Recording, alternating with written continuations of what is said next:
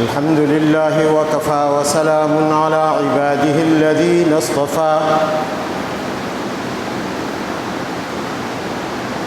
أما بعد فأعوذ بالله من الشيطان الرجيم بسم الله الرحمن الرحيم يا أيها الذين آمنوا كتب عليكم الصيام كما كتب على الذين من قبلكم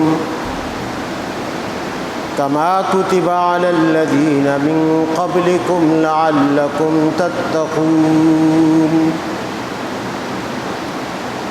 صدق اللہ العظیم۔ 28 شعبان 1443 ہجری،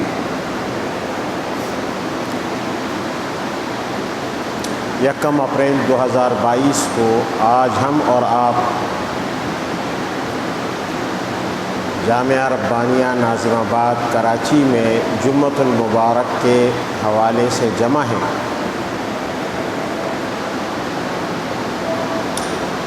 شعبان کا مہینہ 1-2 دن بعد ختم ہو جائے گا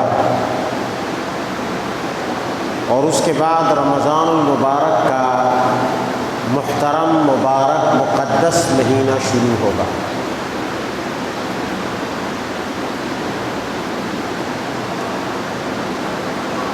رمضان المبارک کے مہینے میں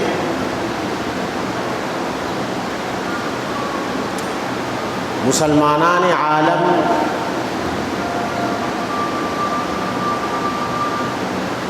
رب کے حضور اپنی بندگی کا ثبوت دیتے ہوئے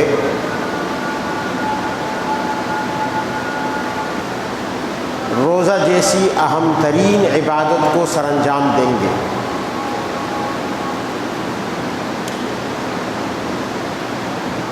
روزہ اسلام کے بنیادی ارکان میں سے ہے اور ظاہر ہے کہ یہ ایک مشقت والی عبادت ہے۔ اس میں انسان کو جسمانی بدنی تکلیفیں برداشت کرنا پڑتی ہیں۔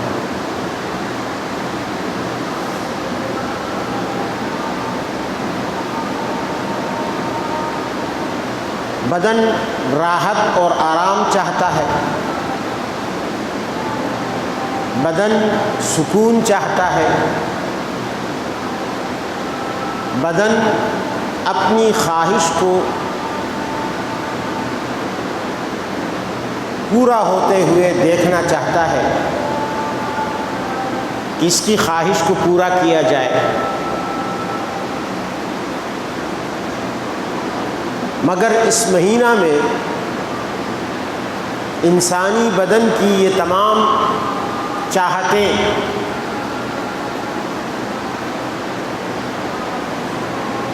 روک دی جاتی ہیں، ان پر پابندی لگا دی جاتی ہے۔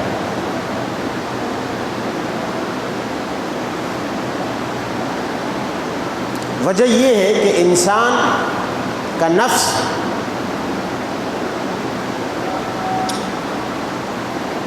کبھی بھی اپنے لیے مشقت اور تکلیف پسند نہیں کرتا۔ انسان کے نفس میں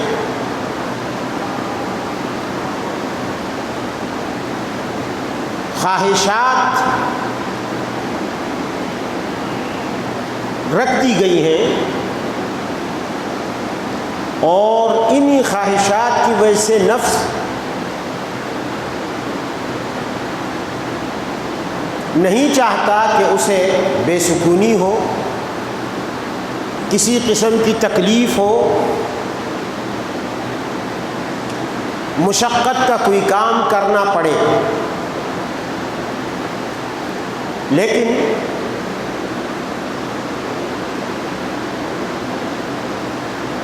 اگر ہم اپنی مادی زندگی میں دیکھیں تو کیا ہم نفس کی ان خواہشات کو من و عن پورا کر دیتے ہیں؟ وہ تکلیف نہیں چاہتا، وہ مشقت نہیں چاہتا، وہ آرام چاہتا ہے، وہ مزے چاہتا ہے، لیکن ہم اپنی مادی زندگی پر اگر نظر ڈالیں، غور کریں، فکر کریں، کیا واقعی ہم نفس کی باتوں کو مان لیتے ہیں؟ دل کی باتوں کو تسلیم کر لیتے ہیں، اس کے سامنے ہتھیار ڈال دیتے ہیں؟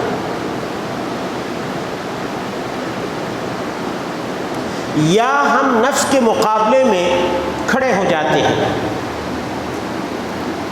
اور دل کی بات کو نظر انداز کر دیتے ہیں، اس کی پسند کو، اس کی خواہش کو، اس کی چاہت کو پاؤں تلے رون دے دیتے ہیں؟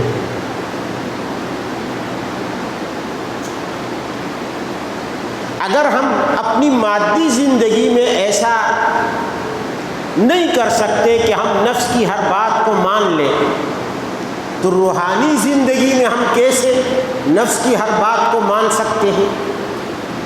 مثال کے طور پر، کیا سخت گرمی میں یا سخت سردی میں دل چاہتا ہے کہ انسان مزدوری کے لیے جائے؟ نہیں چاہتا، نوکری کے لیے جائے۔ یہی وجہ ہے اگر چھٹی کی خبر آتی ہے دل کتنا خوش ہوتا ہے کہ آج چھٹی ہو گئی، کام سے جلدی چھٹی ہو گئی۔ یہ کام سے جلدی چھٹی ہو جانا یا مکمل چھٹی ہو جانے پر نفس کا خوش ہونا، یہ دلیل ہے اس بات کی اور یہ نشانی ہے اس بات کی کہ نفس اس کام سے خوش نہیں تھا۔ وہ مزدوری کرنے سے، نوکری کرنے سے، سروس کرنے سے، جاب کرنے سے، دکان جانے سے کترا رہا تھا، اسے قطعاً پسند نہیں کر رہا تھا۔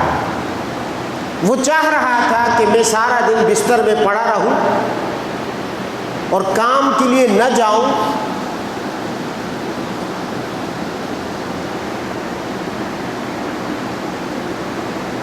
مگر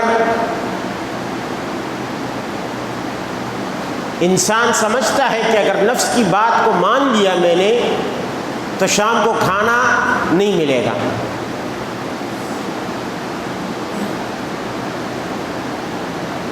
ڈاکٹر کے علاج کے لیے، ڈاکٹر سے علاج کے لیے جیب میں پیسے نہیں ہوں گے، آپ اندازہ لگائیں، یعنی نقصان ہوگا۔ تو ہم اپنے نفس کو مجبور کر دیتے ہیں کہ چلو، وہ کہتا بھی ہے کہ نہ جاؤ، چھٹی کر لو آج۔ اسی طرح اگر سر پر سرپرست ہے، والد ہے، وہ ڈنڈا اٹھا کے ہمیں گھر سے بھیجتے ہیں کہ جاؤ نوکری کے لیے، نہیں جاؤ گے تو کھاؤ گے کہاں سے؟ دل نہیں چاہتا، پھر بھی ہم دل کی خواہش کو نظر انداز کر کے چلے جاتے ہیں، اس لیے کہ ہمیں پتہ ہے کہ اگرچہ اس کام میں دل نہیں لگتا، نفس کو مشقت ہوتی ہے، آرام نہیں ہے، بے آرامی ہے، لیکن ہمیں معلوم ہے کہ اگر ہم دل کی بات مان لیں گے تو نقصان ہوگا۔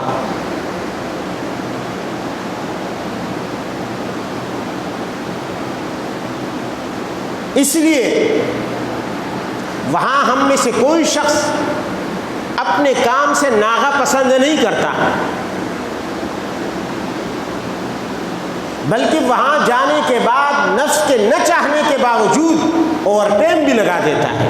لگاتے ہی نہیں لگاتا، اوور ٹائم بھی لگا دیتا ہے۔ نفس بھی چاہ رہا ہے، نفس تو صبح بستر سے ہی نہیں اٹھ رہا تھا، دل نہیں کر رہا تھا جانے کو، اور اب یہاں وہ اوور ٹائم بھی لگا رہا ہے۔ کیوں لگا رہا ہے؟ اس لیے کہ اسے پتہ ہے کہ جتنا زیادہ اوور ٹائم لگاؤں گا اتنا فائدہ زیادہ ہوگا، حالانکہ ابھی فائدہ ہاتھ نہیں آیا، کبھی آئے گا۔ اسی طرح ہم روحانی معاملات میں بھی اگر دل کی بات اور نفس کی بات کو مقدم رکھیں گے اس کا نتیجہ کیا ہوگا؟ اسی طرح نقصان ہوگا۔ اگر ہم نفس کو آرام دیں گے، اگر ہم نفس کو مشقت سے بچانے کے لیے اسے سلا کر رہیں گے تو وہی نقصان ہوگا جو نقصان، بلکہ اس سے بڑھ کر نقصان ہوگا جو نقصان مادی زندگی میں، مادی معاملات میں مزدوری کے لیے نہ جانے پر ہمیں مل رہا تھا، اس سے کئی گنا بڑا نقصان یہاں ہوگا۔ نفس نہیں چاہتا کہ میں بھوکا رہوں، نفس نہیں چاہتا کہ میں پیاسا رہوں۔ اب اگر ہم نفس کی بات مان لیں اور بھوک اور پیاس کی تکلیف سے اور مشقت سے اس کو بچا لیں، روزہ نہ رکھیں، تو نفس کی بات تو ہم نے مان لی، لیکن اس کے بعد جو نقصان ہوگا اس نقصان کی تلافی کسی صورت میں نہیں ہو سکتی۔ نبی علیہ السلام نے فرمایا کہ اگر ایک شخص رمضان کے روزے کو چھوڑ دے اور پھر اس کے بدلے میں ساری زندگی روزے رکھتا رہے، ایک روزے کا جو نقصان ہے اس کی تلافی نہیں کر سکتا، وہ نقصان پورا نہیں ہو سکتا۔ ایک روزہ، ایک دن اگر اس نے چھٹی کر لی، یار آج دل نہیں کر رہا، آج روزہ رکھنے کو جی نہیں چاہتا، پھر ساری زندگی روزہ رکھتا رہے، اس کے بدلے میں سینکڑوں روزے رکھ دے، لیکن اس ایک روزے کا جو نقصان ہے وہ سینکڑوں روزے بھی پورے نہیں کر سکتے۔ اللہ تعالیٰ نے دو چیزیں پیدا کی جو انسان کے اندر رکھی ہیں، دو چھپی ہوئی مخلوق ہیں۔ ایک تو انسان کا ظاہری ڈھانچہ ہے، اس کے اندر اللہ نے دو چھپی ہوئی مخلوق ہیں وہ رکھی ہیں۔ وہ کیا؟ اللہ نے ایک رکھی ہے عقل اور ایک رکھا ہے نفس۔ ان دونوں کی پیدائش کی کہانی کیا ہوئی؟ یہ کیسے پیدا کی گئی؟ اللہ تعالیٰ نے جب عقل کو پیدا کیا اسے حکم دیا اقبل، سامنے آ، اور سامنے سے آ، یا عقل اقبل، اے عقل سامنے سے آ، فاقبل، عقل سامنے سے آئی۔ پھر فرمایا پیچھے سے آ، ادبر، عقل نے حکم مان لیا، پیچھے سے آئی اللہ تعالیٰ کے سامنے۔ اس کے بعد اللہ تعالیٰ نے عقل سے سوال کیا، اے عقل یہ بتا، من انت ومن انا، تو کون ہے اور میں کون ہوں؟ عقل نے جواب دیا انت الرب وانا عبدک الضعیف، بار الہ، آپ تو پروردگار ہیں، آپ رب ہیں،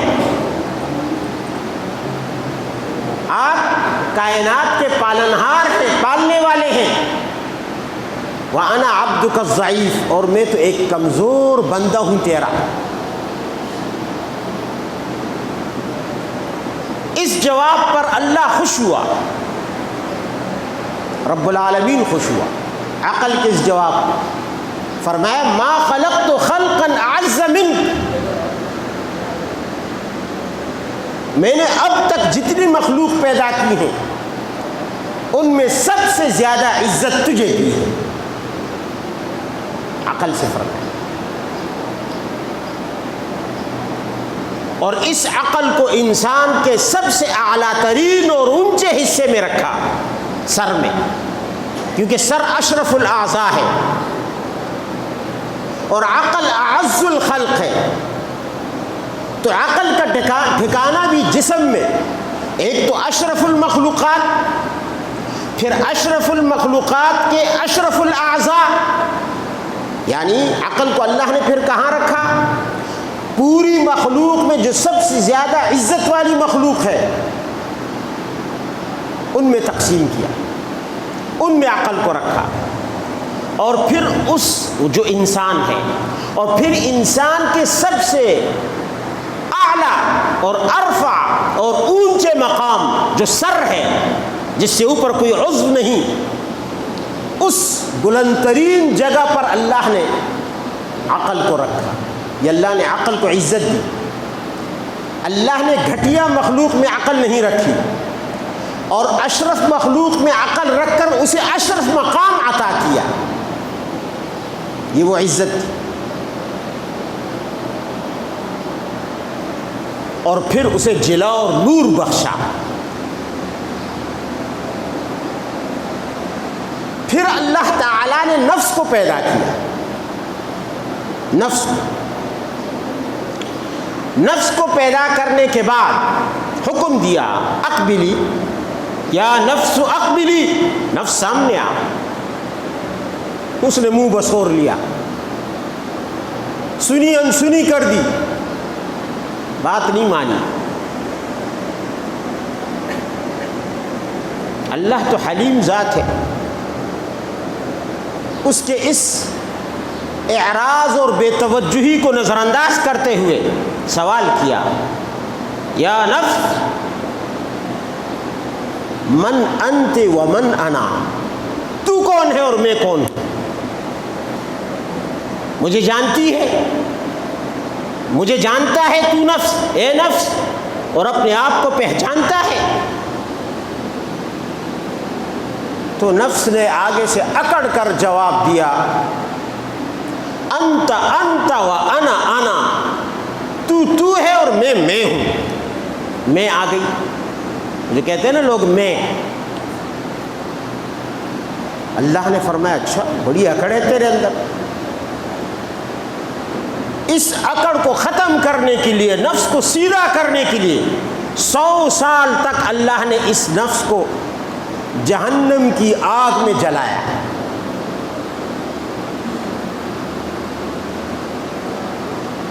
سو سال کے بعد نکالا، پھر پوچھا من انت من انت و من انا، اے نفس تو کون اور میں کون ہوں؟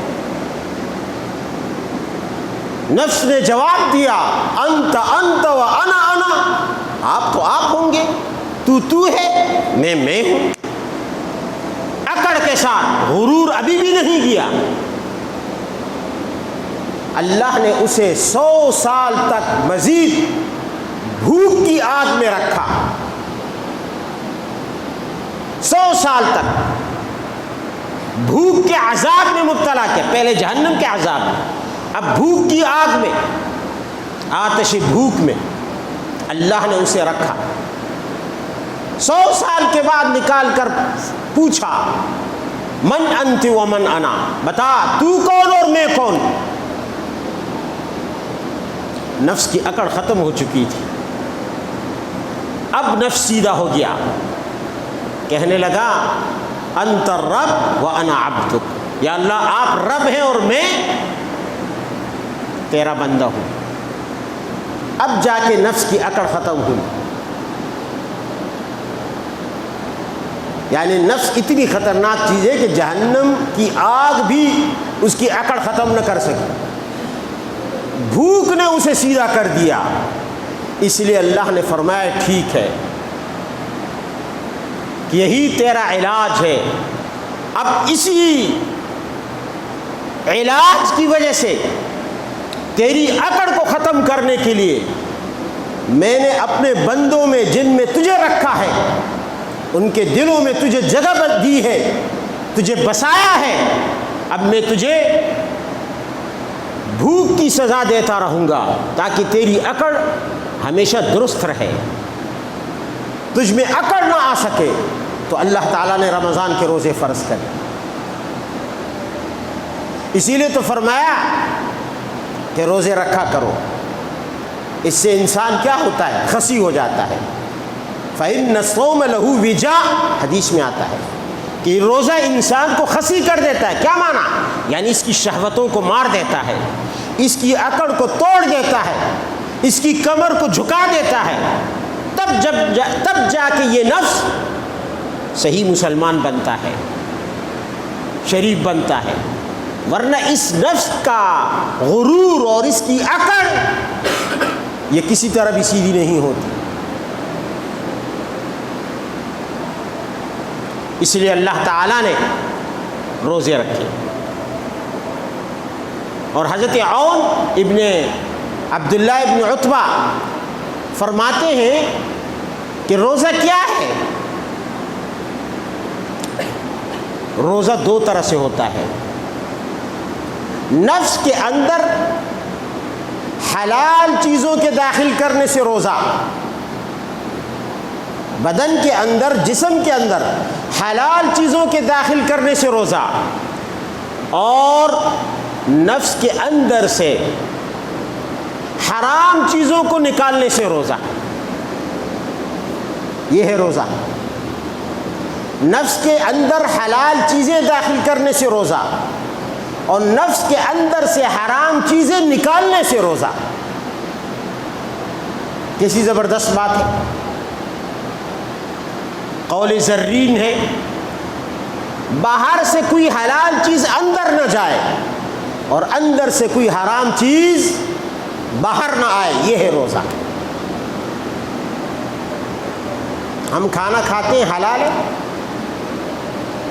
اگر حلال طریقے سے کمائے حلال ہے، پانی پیتے ہیں حلال ہے، یہ چیزیں نفس کے اندر نہیں جانی چاہیے، تب روزہ ہوگا، اور اندر سے حرام چیزیں باہر نہیں آنی چاہیے۔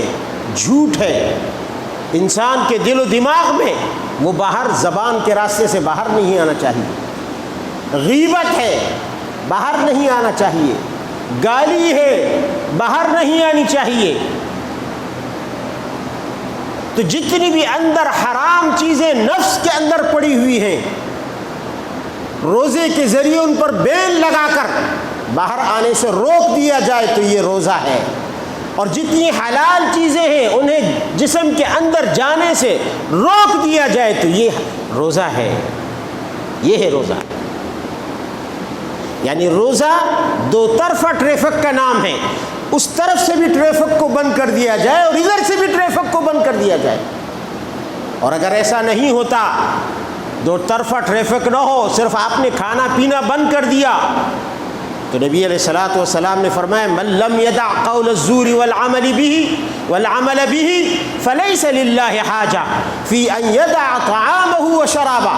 ایک شخص اگر جھوٹی باتیں، غیبت، تہمت، گالی، یہ چیزیں نہیں چھوڑتا اور اس نے کھانا پینا بند کر دیا، تو اللہ کو کیا ضرورت ہے اس کی بھوک اور پیاس کی؟ کیا اللہ اس کے بھوک اور پیاس کا محتاج ہے؟ اللہ اس کے روزے کا محتاج ہے؟ قطعاً نہیں، ہرگز نہیں۔